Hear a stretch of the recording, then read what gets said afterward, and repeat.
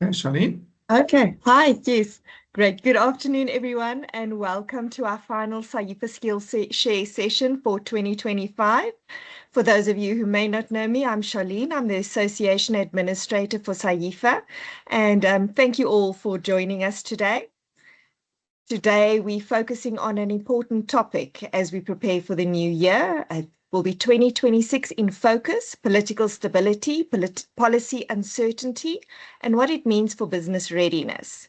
We're pleased to welcome Herman Pretorius from the Institute of Race Relations. Herman is a political analyst and researcher specializing in South African political and policy trends. Many of you will remember him from our in-person Skillshare session we had last month with Chris Hutton. And a warm welcome to Brad Wattridge too from Hot Mustard, who will be Thanks, Charlene. facilitating today's discussion. Thanks, Brad. Perfect, And yeah, perfect. thank you both for being here for what I'm sure is going to be a very insightful discussion. Thanks. Are Thanks you so much, gents Charlene. ready? Yeah, I think You we're going to ready get to kick into off? it. Okay, great. You must Thank know you. how we push with conversations, old Herman and myself. So Herman, yeah, I think thank you again so much for joining. I know your time is really valuable. You do an incredible amount of work. And but I think this is a great topic. I think it's a great topic for the association.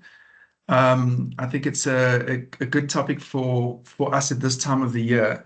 But I actually just wanted to kick off with something that's been in the back of my mind for some time, and that's you know, kind of reality versus expectation. So we get the sense of political stability. It's in the narrative, it's in the media, but there's a lot of stuff happening behind the doors that we are not aware of. Are we actually politically stable?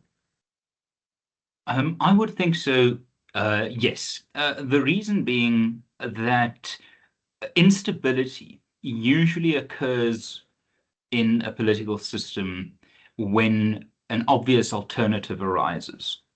Politics and sort of almost like, a reflection of human nature is in a way inherently cautious and quite self-preserving. So you would very rarely find instances where a coalition like the GNU, despite its tensions, despite its fractures, and despite its many difficulties, opt to sort of self-destruct without an alternative governmental arrangement being available. There's always sort of the prince across the water thing. So the reason I would say we are looking at a situation that resembles political stability is simply because the ANC, the DA, and the IFP, the three main parties, I would say, in the governing coalition, do not have very attractive alternatives. And one could perhaps envision it this way. The IFP is a relatively simple party to understand. They have an ancestral and historic legacy focus of governing the geographical area of Zululand, what is, roughly the province of KwaZulu-Natal. So their participation in the GNU, the government at national level, is what is giving them the necessary leverage and stability to, for now, hold the premiership of KwaZulu-Natal. So the IFP's calculus will always be based on which party or partner or constellation of partners can give it its greatest leverage in KwaZulu-Natal politics. And at this stage, it is undoubtedly the ANC and the DA rather than the alternatives in KZN, MK, and the EFF. The linkage between the EFF and MK and KwaZulu-Natal is quite strong. So you are very unlikely to see those parties move in a separate direction. And given that MK is an existential threat to the IFP, I see no practical route for the IFP to collaborate with MK without undermining its fundamental mission of existence. So the IFP is committed to the GNU because no feasible alternative exists. The DA, I would say, is committed to the GNU to the extent that they can control it, because it has served as a very useful mechanism that has moved the basic floor of the DA's support from 21% to 25%, and now arguably to 30%. It is no accident that the DA has managed to triple or quadruple, it depends on what figures you're looking at, its support from Black voters over the last year and a bit of the GNU. So quite clearly, the GNU is helping the DA detoxify its brand by repositioning it, not just as a shrill opposition party for suburban minorities, but gaining credibility in the broader scheme of governmental function. And then the ANC is committed to this because they are seeing economic green shoots that they know would not have been possible without especially the DA's presence as a stabilizing factor and the presence of the DA in the deputy position in the Treasury, which has been, I think, praised on all sides of the aisle. So for now, there is no prince across the water. There is no grand alternative. So these parties are in a way stuck with each other. And I think that is as close as they could come to political stability. Will that landscape change, though, Herman, with local elections next year? I know they don't really influence national government kind of footprint, but I do think they do influence policies on the ground, which actually affects us as business owners within the association, within the different areas that we operate in. What's your take on that? Because the heading is political stability, policy uncertainty, and I'm thinking we may have political stability more than we realized we would have. I don't think a lot of us thought it would work out. But that still hasn't brought us any sort of certainty in terms of policy. There's no clear way forward. One says this, one says the other. And yes, we have the DA in certain ministerial positions, but we really haven't seen, well, maybe what not be aware of, the innovation we're looking for to actually truly take, the business landscape forward. I think that's broadly right. And one, I think the component or the measure in which the 2026 or early 2027 local government elections will have their most formidable consequence is actually in terms of internal party dynamics. If the ANC manages a result near 40%, anything probably 37 upwards, it would likely lead to the boosting of the odds for President Ramaphosa not to be immediately removed from office. If the ANC falls to 30 or even below 30, and especially if nationally they fall below the DA, the real risk for the most or uncertainty or instability comes from the position of Cyril Ramaphosa within the ANC itself. Because then his opponents, and remember there are many of them, his opponents within the ANC will then be able to say, look, this is a guy who took a majority and made it a minority, and we've given him two national representative elections, one actually national and one local government, but still painting a national picture, and he has taken us backwards. That will sharpen the knives against Mr. Ramaphosa. So if the ANC has a bad local government elections, point number one to look out for is the removal or a rebellion within the ANC against Cyril Ramaphosa. Number two is the position of John Steenhuisen, who initially did just about enough to keep order within his party, but has since actually had quite a successful political project in getting the DA to be within a few percentage points of the ANC nationally. So it really depends on the great uncertainty is the ANC's internal factional battles. Onto the policy province. The question of policy changes are a difficult one because the ANC, to a very large extent, have not learned what it is to be in a coalition. And if one looks at their history, it is unlikely that they are to learn that lesson. We are seeing some policy shifts. Barbara Creasy in the transport portfolio, we are seeing some pragmatic approaches there to especially the ports and railways. For all his terrible ideas, Parks Tau at Trade and Industry is shifting things around definitely onwards from where they were. Moving to the Transformation Fund is a tacit admission of BEE's failures. But we aren't seeing big shifts, but I think that was never going to happen. The ANC's psychological positioning of being in shock after losing a majority that they thought they would keep, and also being entrenched in at least 30 years of majoritarian thinking and getting their own way, like how they tried to do with the budget. I think what we see in that is that this was never going to be a reformist government. To the extent that it changed things, it was very much a stabilization or a sentimental change, where we, for example, see such things as the grey listing threat being dealt with, the rand strengthening over the last year, markets remaining relatively on board, more positive than they were before the GNU.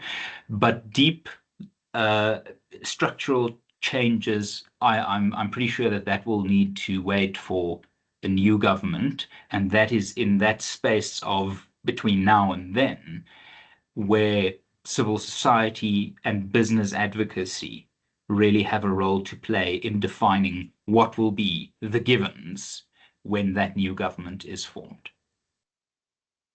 For me, I feel that we've been dealing with a lot of policy uncertainty for some time, and it's not because we have a lack of policy, it's because we have a lack of implementation.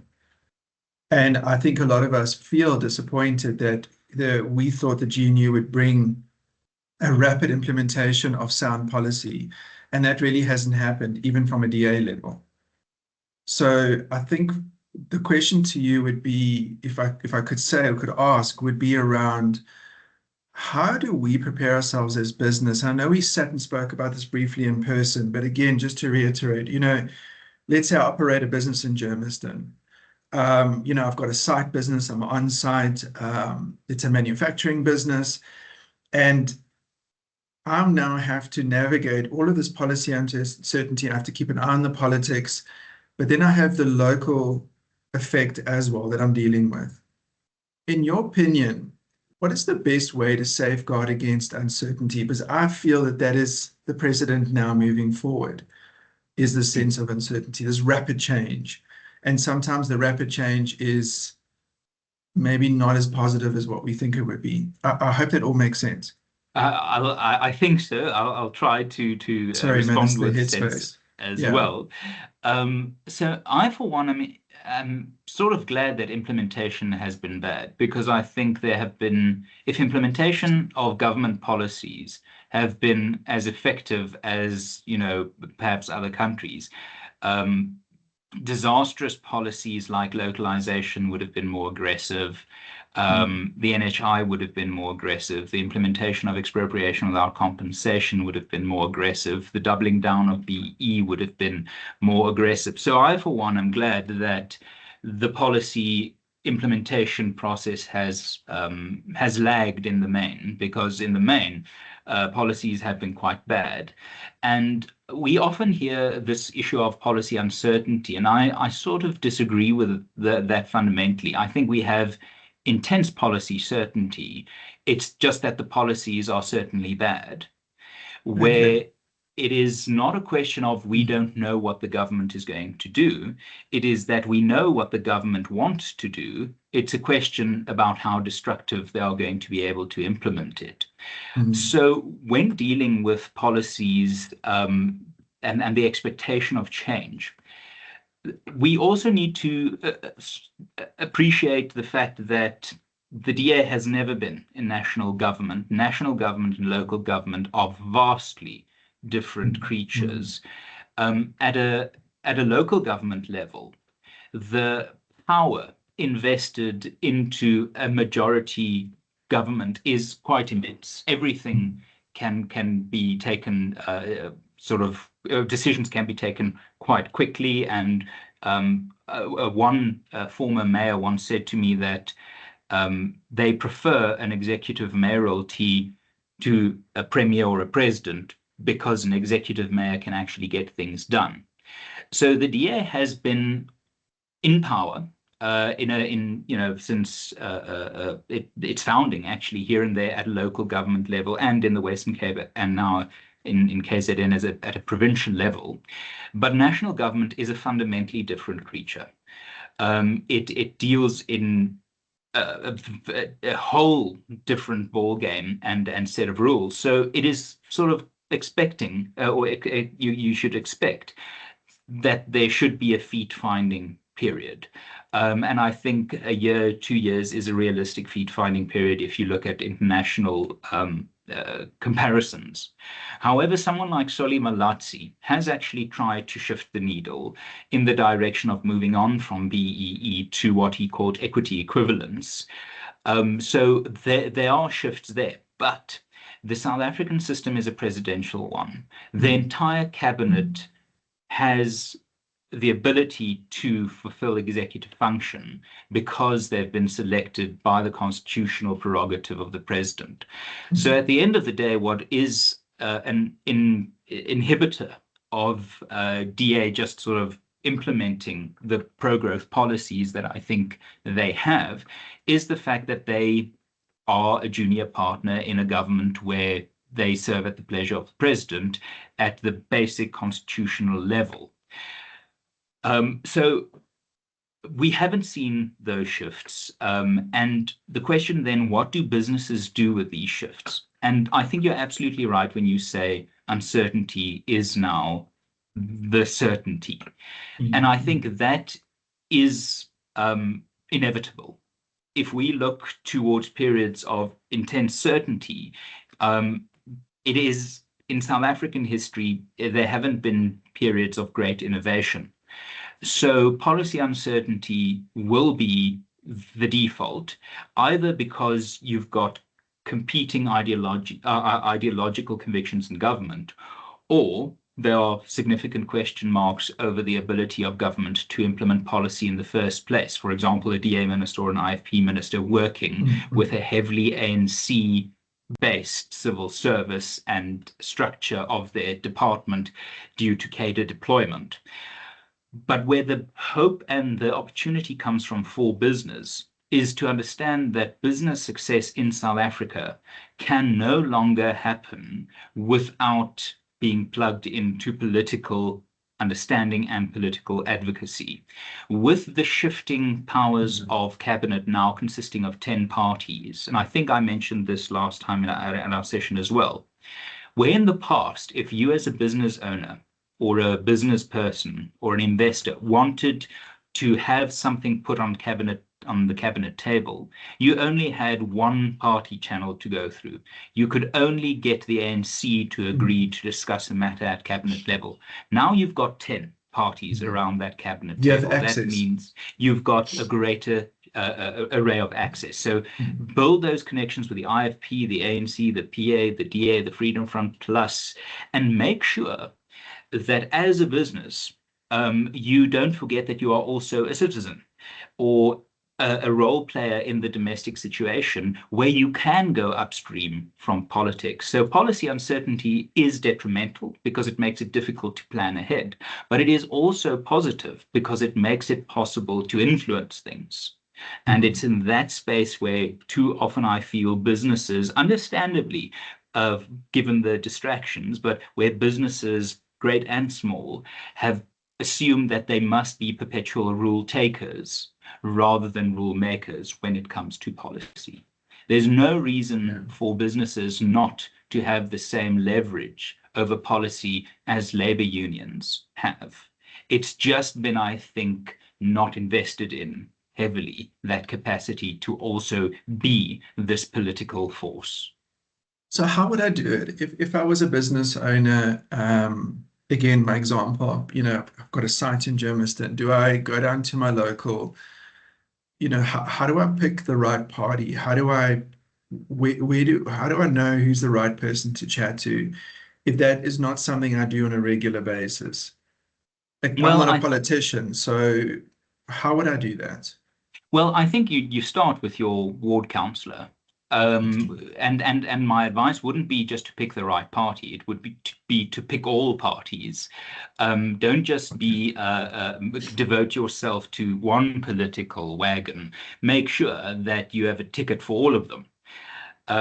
So number one, I would say understand your local situation. Is it a strong DA ward? Is it a marginal ANC ward? If it's a marginal ward, who are the parties contesting? Is it the Freedom Front Plus and the DA, or is the ANC versus the DA? And then make sure that you get in contact with those people. Invite them to your place of business and say, look, I'm a business in this area. This is what I do. These are my concerns. How can we work together for those concerns to be addressed? And oh, by the way, I'm meeting tomorrow with your fiercest opponent. Yeah. Because then you immediately introduce what the free market and healthy business environments have, and that's competition. If you can, even at the smallest local level, instill this idea that you're not going to sign up to a club just because the club seems to have nice branding, but that you are actually willing to say, look, I'm in this for pragmatic reasons. I'm not going to pretend to believe in your cause. The cause I'm interested in is mine, and I want to know what you can do for that. Then apply pressure to that local councillor to put you in contact with the higher ups in their party, their members of the mayoral committees or shadow members of the mayoral committees, or members of the provincial legislatures who can raise these issues at a provincial level, or escalate it all the way up to cabinet. But it really begins at the local level, where you have to introduce the political idea that, Mr. Politician, sir, if you want my support and my vote, then you're going to have to earn it, not just through the promises, but through giving me a taster, a free sample of the type of government you want to run.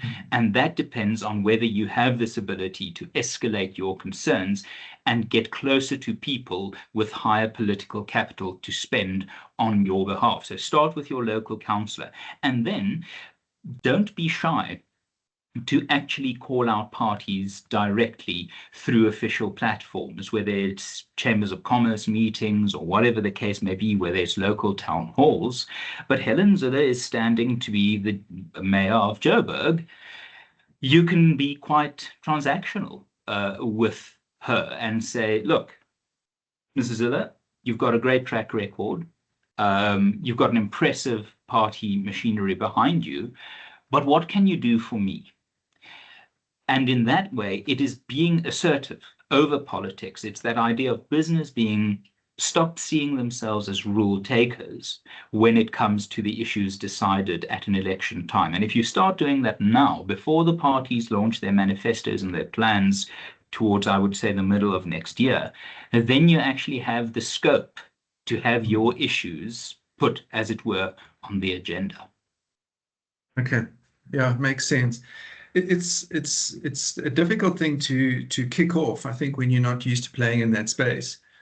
Because you really do feel like you don't have that kind of power, or you don't have that kind of influence. But I think from my experience, you actually move up the ranks pretty quickly if you pull on the right levers. And you'll be surprised how accessible those mayoral committee members are actually, and how you can chat to them. But I've got a question. And Sorry, Brad, just a quick thing on that. And I would also urge people to support entities like the IRR, because this is what we do on a daily basis. Yeah. We engage with these people. We try to push the right policies. So by all means, do it yourself. Be assertive in that sense. But also, understandably, if it is too challenging, too time consuming, please come speak to us and let's make a plan to ensure that your policy challenges are dealt with in a pro-growth manner. So it does go to the where you can do it yourself, where you can't, support us, make sure that we have the heft because we really try to do this on behalf of pro-growth interests, big and small. So if, for example, I was a business owner and I would want to improve my readiness, but I also want to start playing a part in policy discussions because I'm seeing a void. I'm seeing a lack of implementation, and I'm also seeing a policy I actually don't want it to be implemented. Your suggestion would be to just grab a coffee with Herman and sit down and say, look, how does this work? Where do we start? What are the costs involved? And then make a decision from there. I think that would be the best way forward, Herbert. Yeah, myself or any of my colleagues write to us, contact us, but we are in the we don't see ourselves as a lobby group necessarily. I was actually going to ask you. What we do consider ourselves to be is a think tank willing to lobby on behalf of ideas, not interests. So we're not a lobby group in the traditional sense that, we have clients and they want us to do specific things, but we believe that a freer market is a healthier market, a non-racial market is a healthy market. And grab a coffee with me or my colleagues and let's figure something out as to how we can apply the necessary pressure. This is what we do. Yeah, and I know you work very closely with SAEFA as well. So anybody that's in the session that doesn't really have Herman's details can actually just reach out to Gordon or Charlene, and they can facilitate an introduction. But I've got a question that's been sitting in my head for some time. What do you believe are the two things that us as business owners worry about too much? And then the second part of that is, what are the two things you think we don't worry about enough? Oh, that's a good question. It also got me, don't worry. I also sat with it for a while. Too much and not enough. Because can I give you context of where that comes from? Yes, please. So while you kind of get through the answer, and sorry, man, I'm throwing you kind of under the bus, but the thing is for me is I observe and I'm part of a lot of groups, and what I have observed is people love to kind of rally an agenda, and sometimes it's not really based on anything. It's just on that person.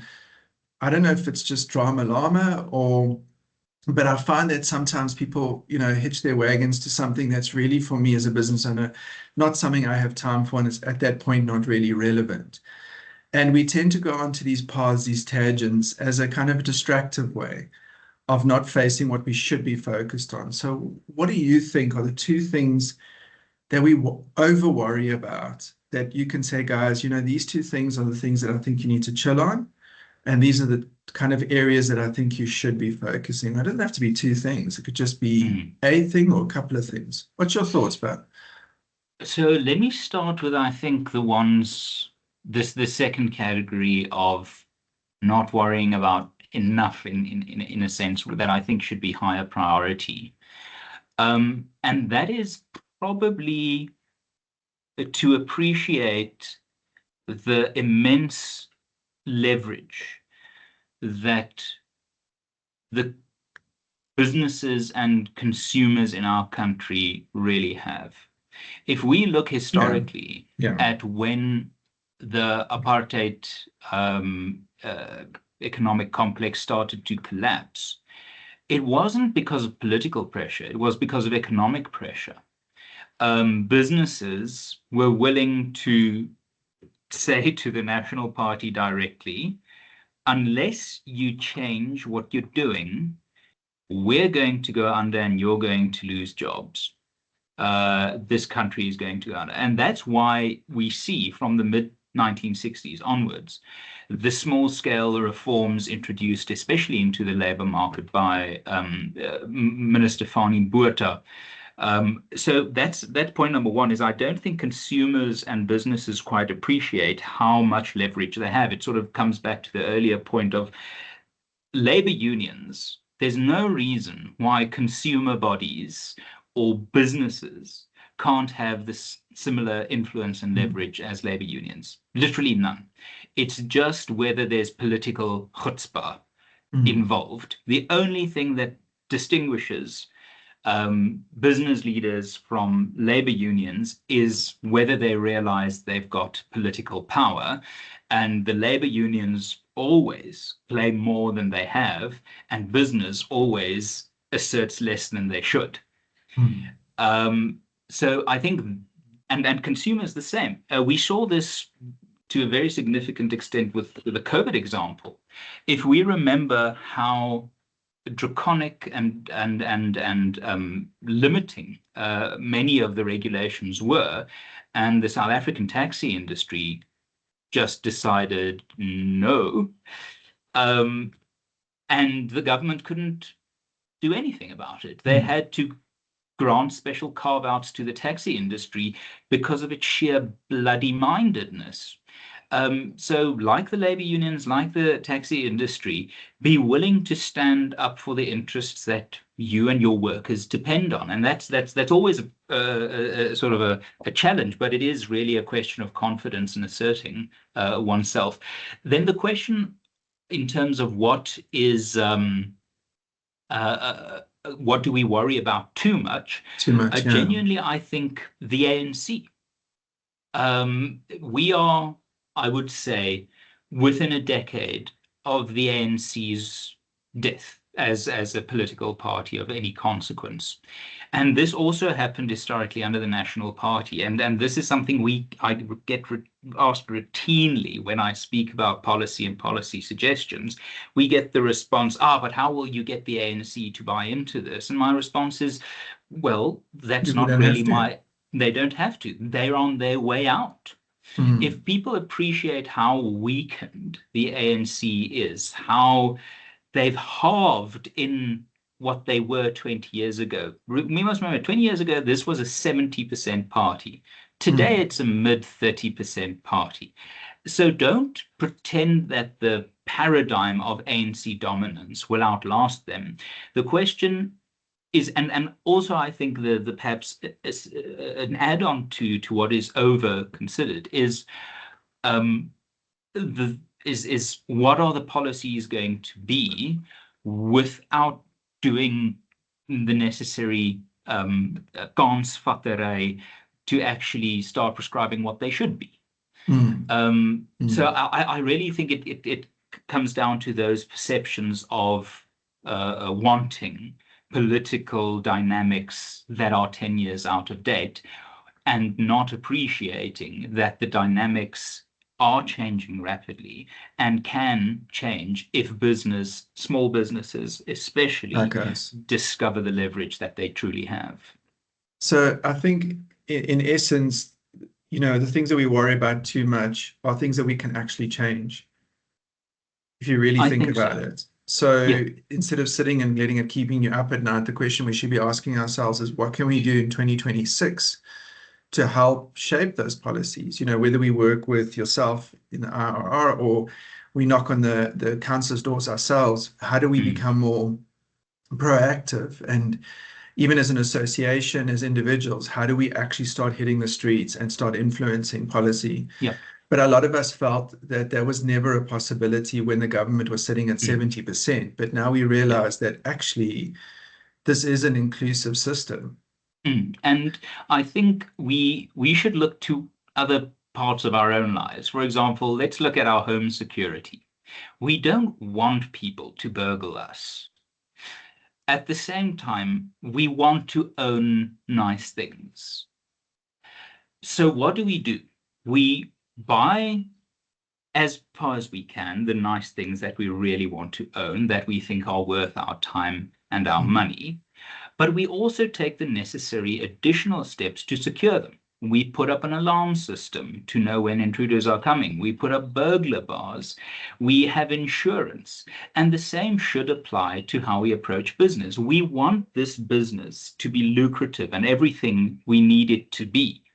But just because we need it to be that way doesn't mean that we can't take additional protective measures to ensure that we have early warning systems of things going wrong. If we as business, if business owners are going to keep on being focused on this idea, but I want things to be the way I want them to be, without developing the sort of lateral pragmatism that we have in our households of not just hoping people don't break into our homes, then we are constantly going to be the victims of circumstances. So it is that laterality that I think would be incredibly helpful to appreciate that in general life, we are willing to invest at multiple levels of certainty and security and counterbalances in how we approach things. You know, we lock our car twice. We don't just have a key that locks the front door. We also have a slam lock. You know, in every province of our lives, we take multiple redundancies into account. And yet when it comes to business, we don't do that with the policy or the political environment. That's incredible, actually. That's actually very key, Herman. I know we're influenced by global politics, and I just want to slightly touch on it because it was something I was having a discussion with a friend of mine who's based in Chicago. And they were saying, you know, when they kind of immigrated to Chicago, to the US, and they ended up in Chicago, which is an amazing city, in the time space that they've been there, they've seen a fundamental shift in what they call kind of the end of the Western dominance.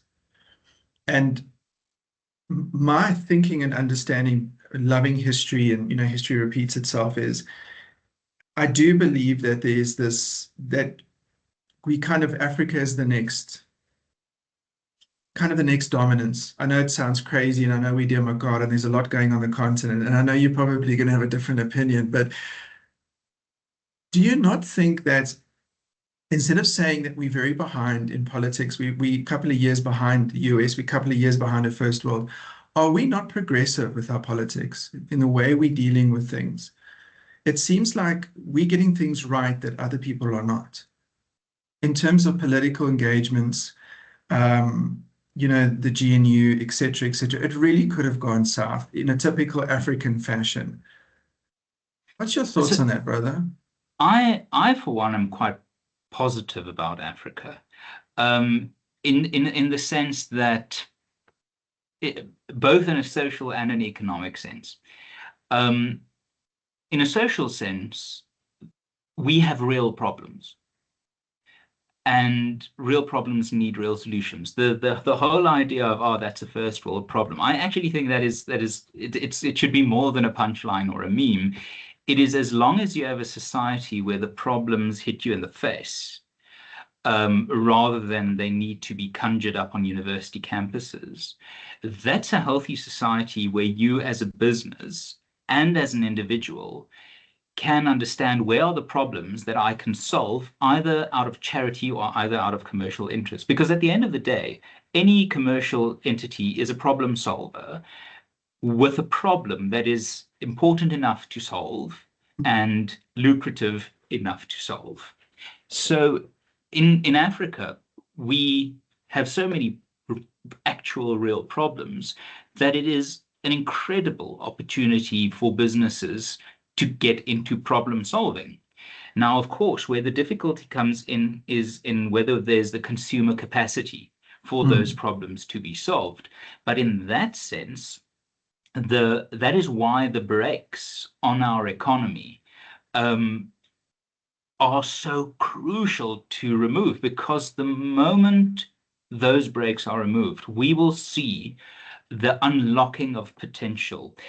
People speak of capital flight, but one person told me the other day that once South Africa gets its house in order in terms of making sure that ease of doing business is reliable, that labor, things like BEE and employment equity are sorted out, we are likely looking at a multi-year investment cascade where people want to invest in an upward momentum. And that is sort of what was happening with South Africa in the early 2000s. It had this liberation dividend, it had this cascade, it had many people entering the economy where previously they could only essentially be dependent rather than value add. So when it comes to Africa, I'm not sure whether Africa will become an economic superpower within our lifetimes. It's possible. But what Africa is what Africa is quite refreshing in is that the number of problems correspond to the number of commercially viable solutions. Mm. If you can be creative enough in terms of your skill set, your business's abilities, and if you can think laterally enough in terms of both our geographical context at home with the problems, but also appreciate that we are a continent that uniquely can do business with any country, essentially from Tel Aviv to Reykjavik, we have such a unique global position for outsourcing some functions, whether it's in the primary, the secondary or tertiary functions of the economy. And then we're not even talking about 10 years from now when something like AI and 3D printing converges, where manufacturing will change fundamentally in how we see it. So it's sort of there's upside potential of a massive scale. If the next place that economic growth in a significant wave is going to be, it is Africa. If we get our house in order and appreciate that a large struggling population is usually also a large innovative and desperate population, and nothing drives economic value add like desperation if there's an ability to transform desperation into value add. And that's where South Africa's problem currently still lies. Yeah, 100%. So we've recently had the G20, right? In this space, you know the SAEFA members really well, you know the association really well. What did we get out of it, brother? Other than getting our hedges cut and our lights fixed. Well, that is something. That was a bonus. Joburg is looking pretty okay, hey? Yes, and that shouldn't be glossed over in the sense that you now really have, as far as the Joburgers go, you now really have an example to point to and really make the politicians look bad and say, oh, so you could clean up our city for foreign elites, but not for local people. That's very interesting as we head into an election campaign. I will certainly remember that as I head into the ballot box, because for what it's worth, the ANC values its, and this might sound bizarre, but it genuinely is true. The ANC values its reputation immensely. So if you're going to say I see where the ANC's bread is buttered in this city. It's truly with the white Western elites or the great and the good of the global order, rather than with the people of Johannesburg. That is something that could be used as a bit of a cudgel to say, let's cut you down to size a bit. Other than that, Europe and China. That is, I think, what South Africa got out of the G20. Not a great relationship with America at the moment, and people mustn't mistake that as just a Trump phenomenon. This has been brewing for 10, 15 years, and it isn't going to be solved just by a change in administration. Fundamentally, it's almost like the South African government, the ANC specifically, has forgotten that the route to a good relationship with America runs through Congress, not through the White House. And in Congress, we have lost our friends. We have lost our allies. There are still a handful of Congress members in both the House and the Senate that might be open to building a relationship with South Africa, but it's way less than it was 10, 20 years ago, because the South African government has essentially misread the entire American situation. So the American situation isn't better after the G20. But almost to compensate for that, the Europeans are now showing a level of willingness to engage with South Africa as a way to sort of compensate for the Trump moment. And whether you like them geopolitically or not, China is a great market. India is a great market. So we've got the Chinese market, the Indian market, and the European markets now at a sensitive moment, most likely more receptive to South African overtures. So now would be the moment, if you're in, let's take the agricultural sector, to be an annoyance to Minister Steenhuisen and say, look, chap, what are you doing to open up channels for this in Europe, this in India, this in China? You might have to do it over Uber Eats, apparently, I believe. So, in wrapping up, we've got 15 minutes left, and I think the point of the session is to just to break down a little bit in terms of what we refer when we say political stability married with policy uncertainty. But I think after this discussion, the key takeaways that I've picked up is even if you are what you consider a really small business out of line of sight, you can still be heard if you follow the right channels. And I think a resource like yourself would be really great for someone to engage with you and see. I mean, when we did the in-person session, I got the impression that a lot of people already are trying to make changes as members, but there's a lot of frustrations and roadblocks. And I think you could then also guide and advise and see how to navigate that, because you do that almost on a daily basis. But moving into 2026, what is on the horizon for you, buddy, and your team? So the local government elections are going to be massive. And the reason why they are massive, not just in terms of being a political showstopper at a very charged moment in time, but also that, yes, BEE, labor policy, fiscal policy, these things are important. But at the end of the day, what the difference between a growing economy and a stagnating economy is quite often local government issues.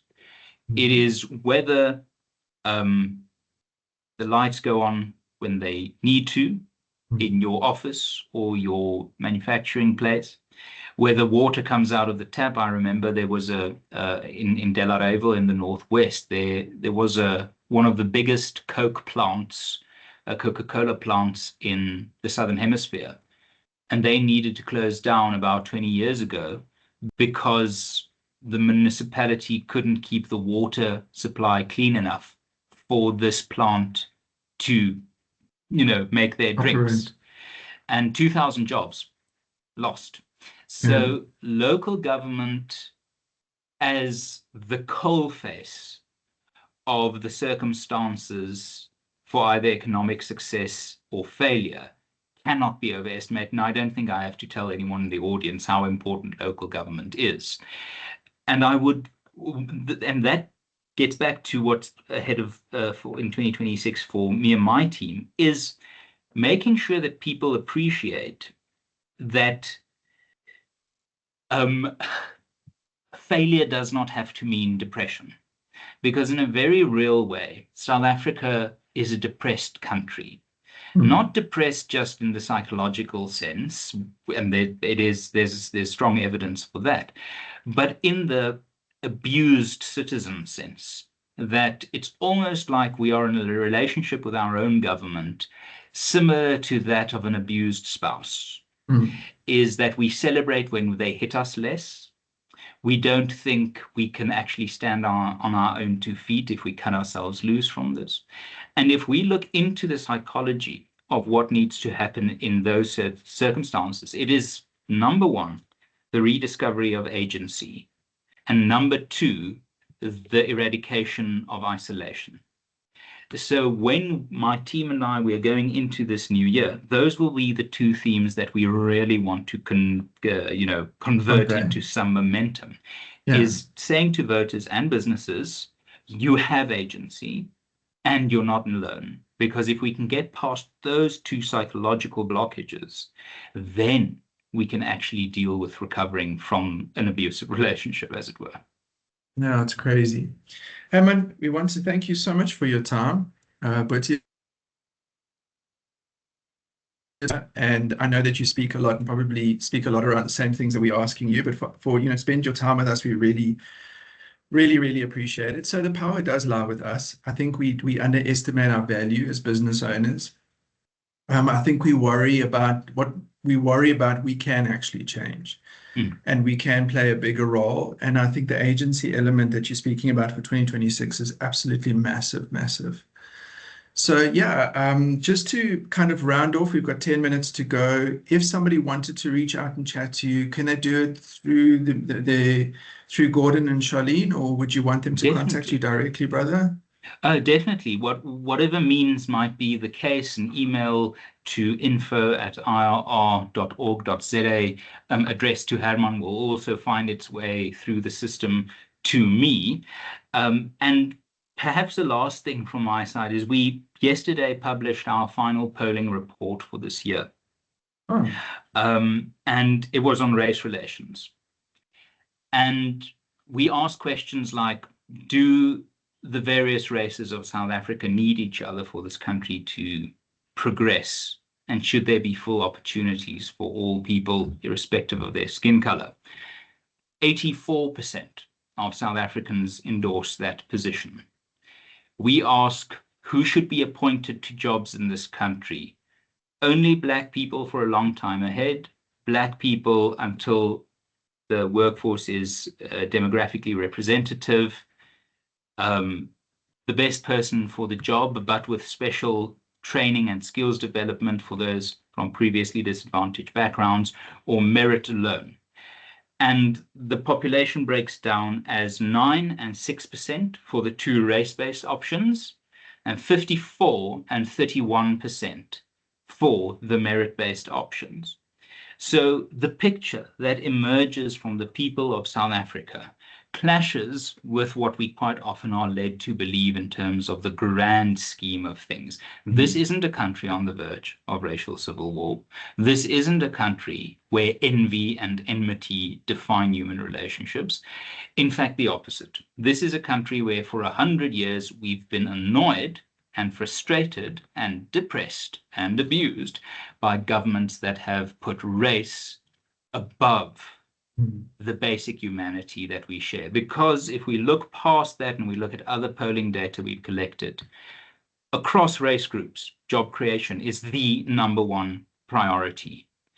Across race groups, crime, gender-based violence, corruption, these things rank highly. So when political parties in the coming year try to tell you that because you're white, because you're Black, because you're this, because you're that, you need to be in this little box, ignore them, move on, or call them a liar. It is not that we're in a country on the verge of collapse. It is that we're a country with such potential to make it work. It's really just a question of whether we will invest enough of our time and energy into getting that change, which is increasingly within touching distance. Yeah, I just think, personally, I don't know if you could maybe help us a little bit, because we are inundated with news, and we do know that not all of it is, I don't want to say truthful, because I've learned that truth is, that's also gray area. Your truth and my truth can be very, very different. What are your tips as business owners for 2026, where we can source correct information from, where we can actually rely on? I mean, other day I was on CNN. I don't even know how reliable that is anymore. I picked up an article that is so incorrect. I was like, and apparently New York Times thinks Donald Trump's weird things about, I just feel like lack of focus with these guys we usually rely on. Where do you source your info on, Herman? So I read quite widely. I do read the traditional sources, New York Times, Reuters, and so on. But it is always useful to appreciate the lens from which you're reading. If I'm reading a left-aligned piece of news from a left-aligned newspaper, I have this self-corrective. But the advice when I get asked this question is read as much as you can, but go out and touch grass. Don't do social media too much. Don't do no TikTok videos. Herman, are you not doing TikTok dance videos with your kids? No, because I don't want to break the internet through sheer embarrassment. But please learn a different African language in the coming year if you can. Go walk up to people who look different from you in your neighborhood and say, "I've seen you for years. I'm so sorry, but I really want to introduce myself. I'm so and so." The real news about the state of our country, collect that from News 24, Marula Media, Nuus 24. I personally have quite a high view of Rapport, but not everyone is Afrikaans. But the valuable information comes from speaking to ordinary people and appreciating that it's not necessarily about clicks and headlines. It is about a country wondering whether we can feed our children. Yeah, yeah. Real issues, eh? Third world problems, Herman. Yes. But so yeah, and I also think if you're standing around the braai, and which generally happens, and there's this kind of, other than the awesome smell of the meat, there's this kind of whiff of negativity coming through.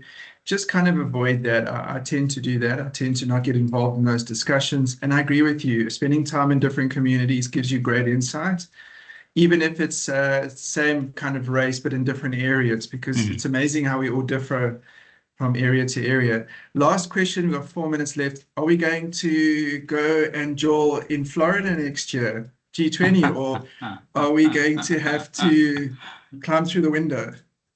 I think there's enough time before, if the government appreciates that it is a small government, that it isn't, this 15 minutes of fame won't last in terms of the adulation of all the commentariat classes.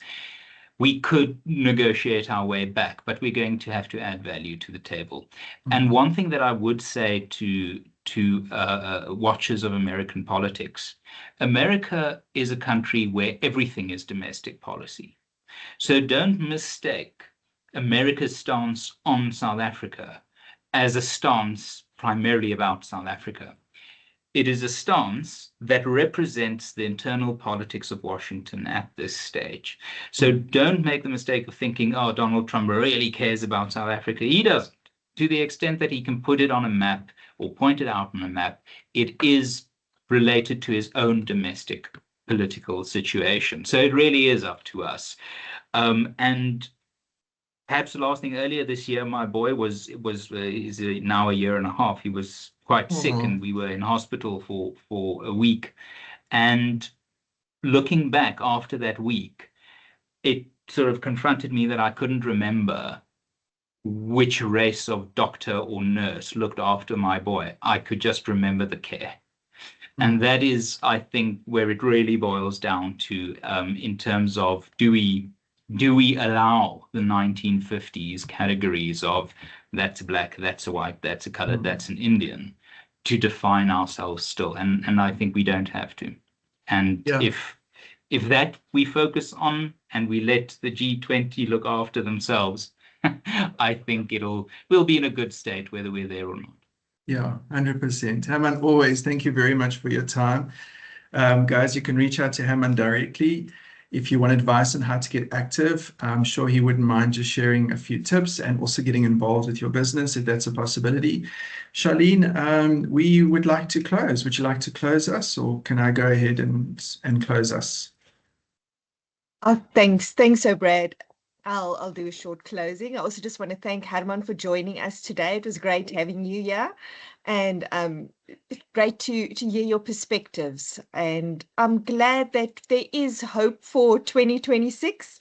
We've got some problem solving and out of the box thinking to do, but the hope is there. So that's always good to hear. And I hope that in next year we'll be able to pin you down as well, Herman, for another session, please. And Brad, thanks to you too for steering this discussion so smoothly. And we really appreciate both of your insights during the session today. And thanks too for all of our members again for joining us. And this wraps up our final session of 2025. And we look forward to reconnecting with you again in 2026. And from myself and Gordon and the SAEFA team, we would like to wish you all a very wonderful festive season and a well-deserved break. If you are traveling, stay safe. Thanks so much, everyone. Bye-bye. Cheers, guys. Cheers. Take care.